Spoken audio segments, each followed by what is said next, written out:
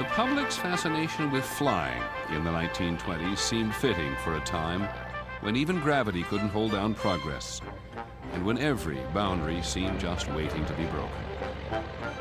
Once I got up about 1,000 feet, it was like I was home. And that's the only way I can describe it to you. I was home.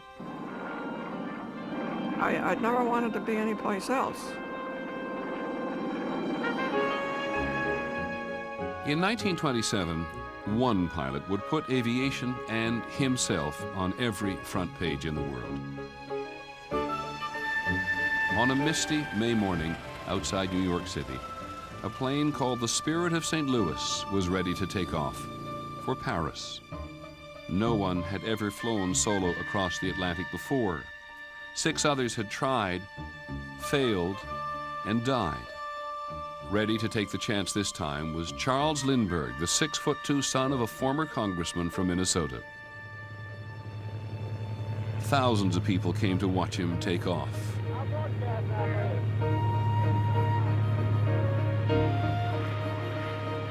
Once he was out of sight, it seemed as if all America held its breath. In Yankee Stadium, they had 3 minutes of silence, praying for him. Everybody in the country was praying for him. Flying the fuel-heavy single-engine plane was a battle against weather, hunger, and fatigue. For the entire 33.5-hour flight, the Western world wondered about the fate of that tiny plane somewhere over the vast Atlantic.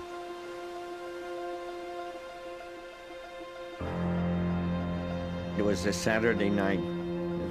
They hadn't heard from him for a long time. And I was walking up 125th Street and someone shouted, "They found him." He was flying over Ireland, and within an hour or so, he landed in Paris.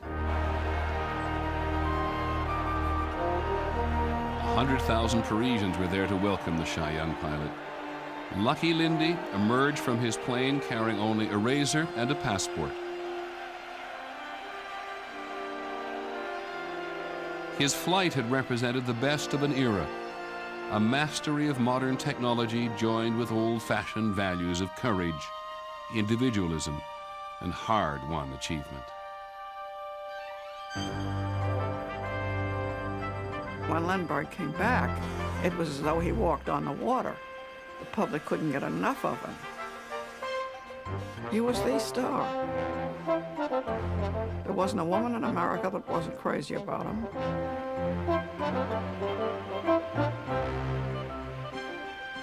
He was a hero.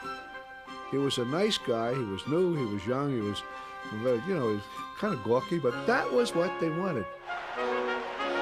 The parade for Lindbergh down Broadway was the biggest national celebration since the end of World War I.